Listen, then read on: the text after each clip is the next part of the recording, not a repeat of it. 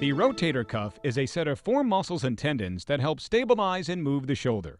If the rotator cuff tears, the shoulder can be weak and painful. The most commonly torn tendon is the supraspinatus tendon on the top of the shoulder.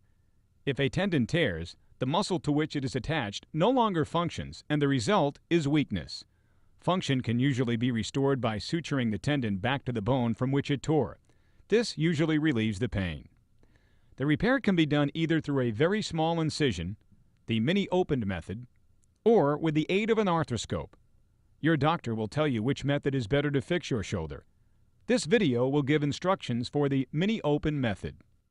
As with any surgical procedure, there can be complications with this surgery. However, the incidence is relatively low. Sometimes the tear cannot be repaired, especially if it is very large and has been torn for a long time. A repaired tendon can tear again or stretch out. Some loss of motion is common, and some weakness can persist. The risk of infection is less than 1%. Other problems, such as nerve injury or anesthesia complications, are rare but can occur. There are other possible complications that are even more infrequent. Precautions are taken to help prevent all complications, but we must remember that they can occur in spite of all safeguards. We must weigh the risks against the potential benefits and alternatives in making a decision about having surgery. In this video, we will describe your preparation for the procedure, how the rotator cuff surgery is performed, and what you should do afterwards. Several days before the surgery, start washing the shoulder frequently with soap and water. The skin has to be very clean. You can't have any scratches, pimples, sunburn, or poison ivy.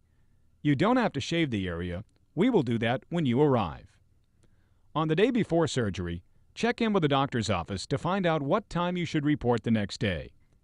It is very important that you have nothing to eat or drink after midnight the night before surgery. You might want to put up a note as a reminder. Now let's look at what you will do on the day of surgery.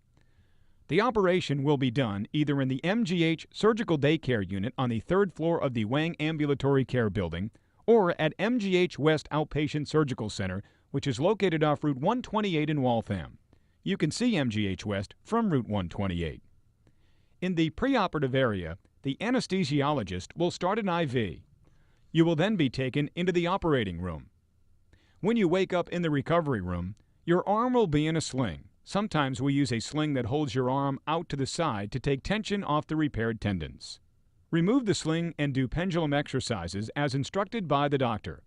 How much you are permitted to use the shoulder will vary depending upon the type of tear that has been repaired. It is okay to remove the bandages and shower in 2 days. To summarize, please remember the following important points. Get the skin clean and have nothing to eat or drink after midnight before the surgery.